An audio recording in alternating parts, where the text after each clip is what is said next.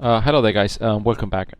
This time we done already reviewing the material. We done the passes. Now we're going to talk about Matte IDs. How do we set Matte IDs, right? Okay. So how we're going to do it? Let's give you a little bit of an explanation here, but we're going to cover this more in depth in the class.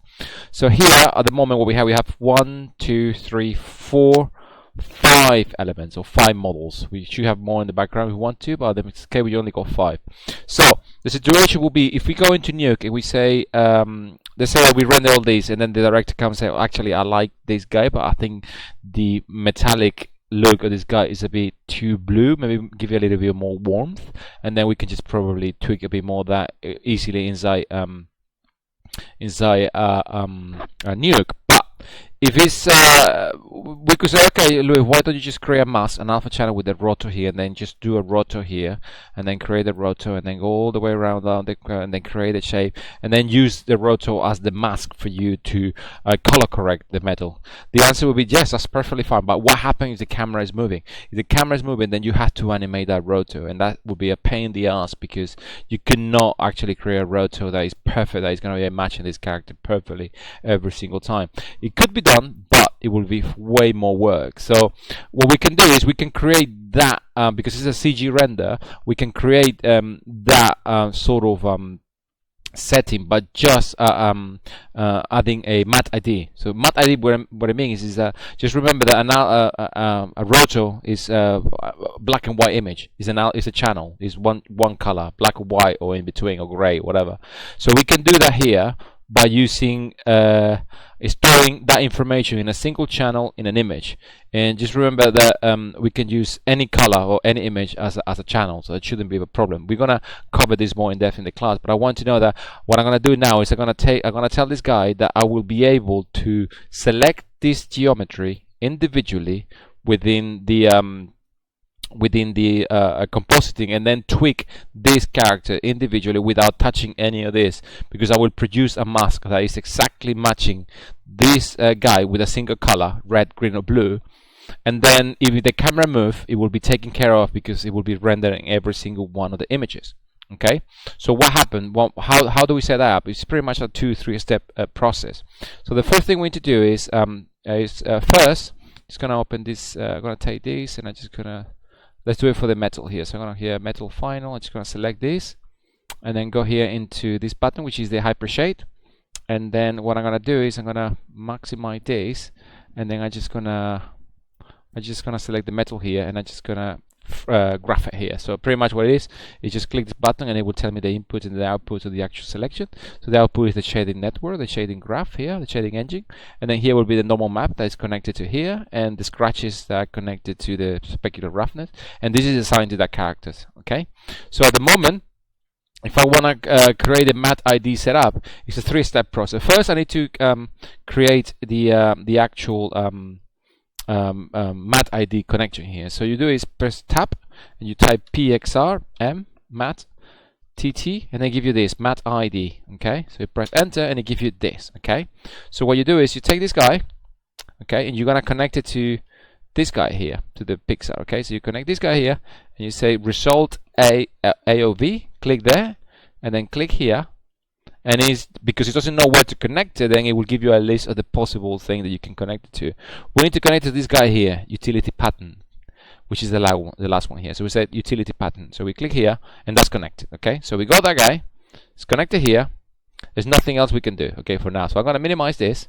I'm going to take this and I got now the metal here, which is the one that I just did the connection in the hyper shade here, which is the Matte ID.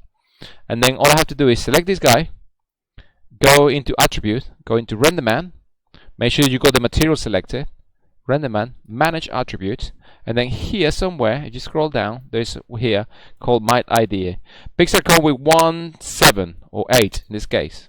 So you pretty much can have an scene with 8 each of these 3 channels. That will be 24 possible ID maps that you can create, and then if you want to create more than that, then you have to put things in layers, but we're not going to talk about layers. You can create the actual render layers here in Maya. I think Pixel RenderMan supports those layers. So I'm going to select this guy here, Matte ID 0, and I say add. Okay, I'm going to close this. Now when I select this guy and here metal ID and I scroll down all the way down here, it should be an attribute called Matte ID. At the moment it's black, so if I click here and I'm going to play with this number, red, green, and blue. So R, G, and B. Okay, so I'm gonna press with red here. So I say red. So this guy's gonna be red. That's fine. So I got this.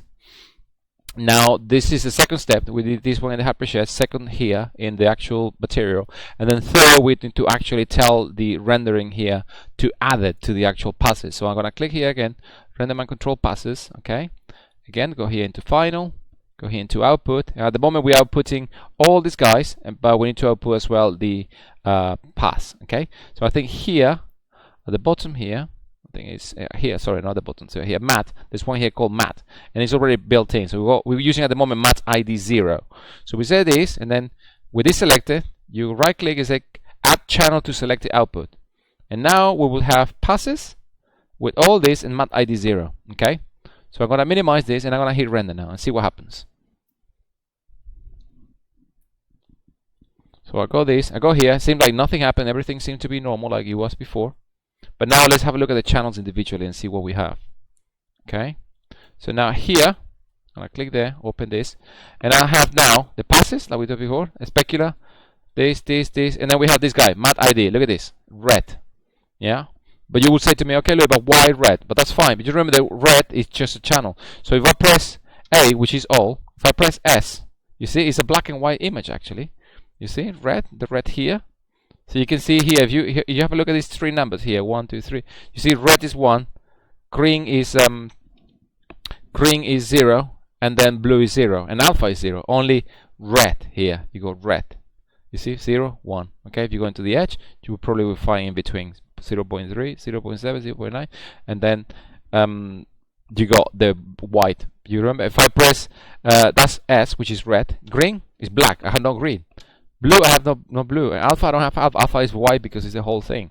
So here, altogether, this is what we get for this channel in particular. So you see, now I can bring this in Nuke, and I can say, use Matte ID as my mask for only touching this guy. And voila, man, guys, it's all taken care of. If the camera moves, this guy will move as well accordingly because it's been rendered through the camera. And that's how you do stuff here. At the moment, like I said, the camera static is fine, but if you have a moving camera, it will save a lot of time. You cannot get a matte something perfect like this, especially if you're doing things like hair and stuff like that. It will take forever to rotate that stuff. So I'm just gonna cancel this, and now just remember for each matte I have 3 possibilities. So I can add in Matte ID 0 here, this guy, I can add the same to this, but I'm gonna give it green. And I'm gonna add to this guy, and I'm gonna give him blue. So I can have in one channel red, green, and blue with 3 mattes. So I can store information for this guy, and this guy. So I can individually shuffle those nodes, shuffle those channels, and use them inside Nuke for my convenience. So I can tweak only this guy without touching this. So I can tweak the specularity of this guy without touching the specularity of this guy, because I will only use the red, green channel for this guy from that Matte ID. So again, I'm gonna take this guy, which is subsurface final. I'm gonna go into it's gonna open this guy, the hypershare. This is subsurface final. I'm gonna graph him here, okay. And I think let's graph the utility. I think it's textures. Yeah, Pixar Matte ID. Is it Matte ID 1? Let's have a look at something here. I'm gonna take this guy and I'm just gonna graph him, and I go Matte ID 1. That's fine. Which is this guy here. That's fine. It's Matte ID. ID 1 is because I created only one. Not that I'm using ID 1. I'm using ID 0. This is just, if I could make another copy, it will be Matte ID 2. But we can use the same one here. So what I'm going to do is I'm going to select the subsurface, which is the same guy, the next guy, which is this one. And I'm just going to graph him here. So if I graph him here, it will delete everything here. So I'm going to just add it to this graph. You click this button. So you select this control, and you click this button. And it doesn't clean the stuff, it just added to it. So at the same time, obviously these guys are connected because they share the same normal Pixar normal map. So what I'm going to do again is I'm going to right click here, I'll click here, and I say other, and that will be the result AOV, and I click here, and then it will be the utility pattern 0. Now this guy is connected to these two. Now I'm going to minimize this. Now I'm going to select the actual material. I'm going to add that. And I'm going to go here to Material, Attribute, Renderman, Manage Attributes. Scroll all the way down to ID 0. Just remember that I can still use ID 0 because ID 0 allowed me to use red, green, and blue. When I reach this guy, the red one, I would still use it. But if I'm going to use the next one, then I would have to use Matte ID 1. and the same is going to happen with the actual control there in the other one. So I got this. Now I'm going to add my ID 0, and I said add. Okay. So now I'm going to select this, check all the way down here to render man. Now this guy obviously default is 0, so we already click here. We already used the red. I'm going to use the green. Okay. So now I have green here. That's fine. Now because I already did it here, renderman controls, I already did the Matte ID. Just remember that I still go Matte ID 0, which allow me to do 3 channels. So I have 1, 2. I still can use another one before I move on to the other one, which is Matte ID 1. Okay. So I'm gonna leave it like that, and I'm just gonna hit render.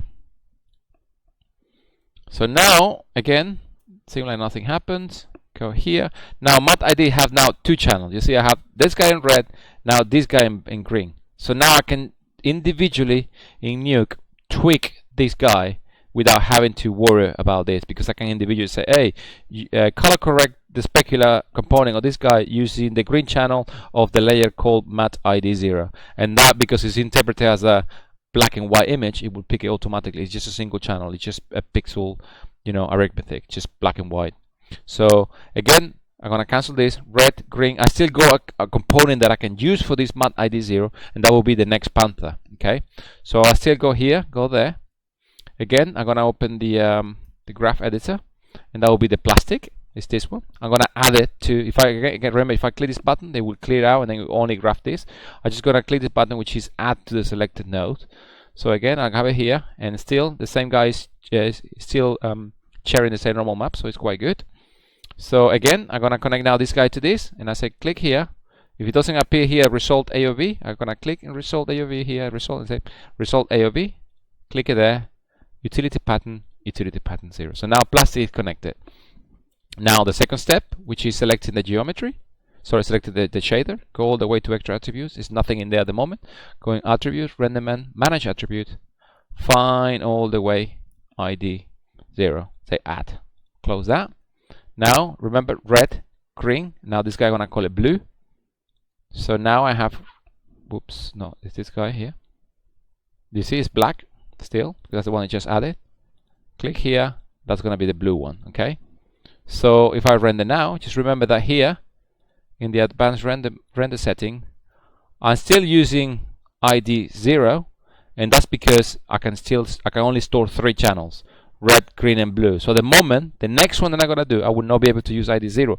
I will have to create ID 1 and then start again, red, green, and blue. It's just it's gonna be in a different layer. And again, so I'm gonna render this, and now I should have my information right there. So you have here pass ID. You see red, green, and blue. So I can pretty much red, green, and blue. I can use the black and white image for using this within Nuke. Okay, so now it comes the next step. Now I have an extra one here, but because I have used red, green, and blue, I cannot use anymore another one. So I have to create a new one for this. But I can still use the same Matte ID. So I'm gonna go into here.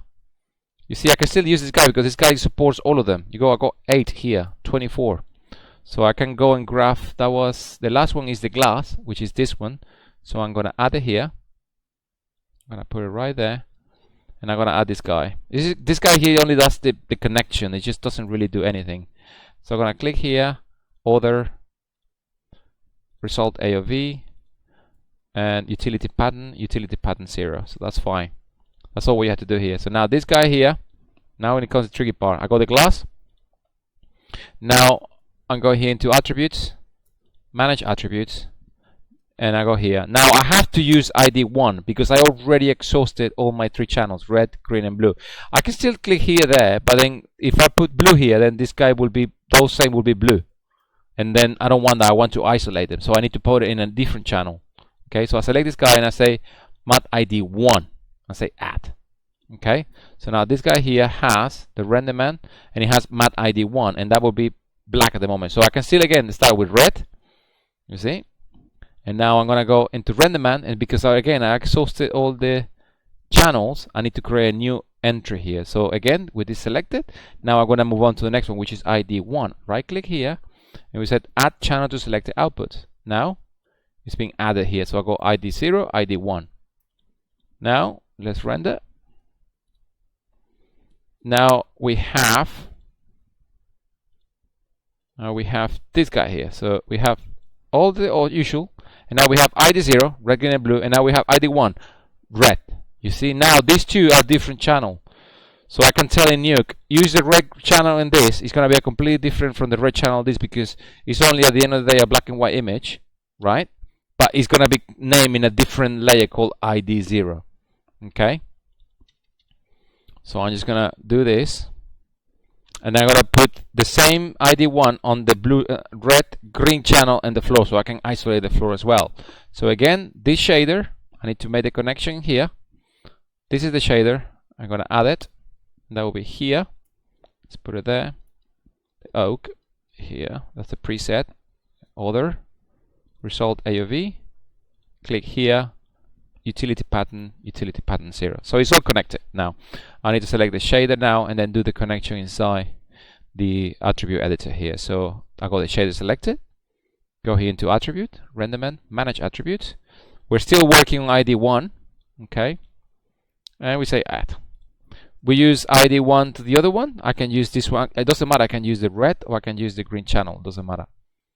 I can go here and say, you see it's black by default, so I'm going to go with the next channel, which is the green channel. The green channel here. So now I have that. I already put the ID 1 pass inside the passes. You see, it's already taken care of. ID 0 got red, green, and blue. I cannot use it anymore. ID 1 has red, green. I can still use another one. If I have another object here, I can put that one there. If I had 3 more, I can then use ID 2, ID 3 until I got 28. I can use 28 different channels because it's only 3 channels per pass. So if I want to have more, then like I said, you have to use you have to start using layers and stuff like that. But at the moment, let's keep outside of that. So that's all done there. So I'm gonna go here and render. Now I should have the ability now to here, if I open this, I have the ability now to work red, green, and blue. Red, green. So I can go here and say I can work on this guy or I can work on this guy. So if, for example, the floor is too red, then I can isolate this with a mask and only tweak the red channel, or only tweak the floor. Okay, if it's too red, for example, if somebody said no, it's too red, instead of going back to render and re-render and tweak the color, making sure you can easily change the colors inside post-production. You don't have to fix everything within the render. If you will see the renders that I done when it comes out from the computer, they come noisy, they come with problem, I just say, you know what, I'm not gonna start playing around, rendering, changing the green that I have the perfect green. Forget about that. If you have a green, you have a green, you need a green in the channel, and then move on, and then composing it, you tweak it as you want it. Exactly, and you put all the post effect, the depth of field, all that stuff. So just to recap, before I render this out and then move on to the next class, we have the indirect specular, the diffuse, we have the indirect diffuse, we have the surface component, the refraction component, the matte IDs that I can isolate elements, red, green, and blue, and we have the other one which has red and green. I still got one more available in matte ID 1, but because I don't have anything else, then I don't have to use it. I can still have the ability to use it. And then the normal specular, and then the depth path, which is this, which allows me to later on tweak the depth of field. Okay, and then I'm gonna put this together inside Nuke with the shuffle node, and I'll show you how to do that. And then you can then add them together and then create pretty much the original image, this one, which is the this image here. So you can, yeah, that's the original. You can, from all this stuff that you see here, you put it together, add it without the special one, which is this. You don't need this, and you can create this image. When you have it together, then you will have individual control of every single one of the components without having to go back to render and then, oh, this red is too red. Don't worry about it. Make it red, and then come here in Nuke and then tweak it. That's it. You don't have to wait all the way to the stuff to be rendered and then re-render and then re-render until you get it right. It's that much what you can do with a render. There's a lot of magic happening in the compositing part.